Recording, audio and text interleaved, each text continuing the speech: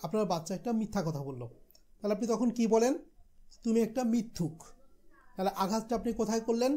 বাচ্চার উপরে। একটু শব্দ পরিবর্তন করে কিন্তু আপনি এই আঘাতটা তাকে নাও করতে পারতেন। কিভাবে কথাটা বলতে হয়? আপনি বলতে পারেন যে তুমি এই কথাটা মিথ্যা বলেছ, বা তুমি এই কথাটা সত্য বলো নাই, রাইট?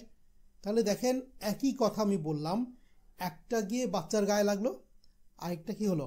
বাচ্চার গায়ে লাগলো না। কাজটাকে আমি ব্লেম করলাম যে মিথ্যা কথা বলাটা উচিত না। আরেকটা এক্সাম্পল, যেমন একটা বাচ্চা অনেক দুষ্টু, তাহলে আমরা তাকে এটা বলবো না যে তুমি অনেক দুষ্টু বাচ্চা, এভাবে না বলে আমরা বলতে পারি যে তুমি দুষ্টামি করছো, তুমি কিন্তু দুষ্টামি করছো, তাই না? তুমি দুষ্টু বাচ্চা এবং তুমি দুষ্টামি করছো সিমিলার শোনালেও আসলে এক না।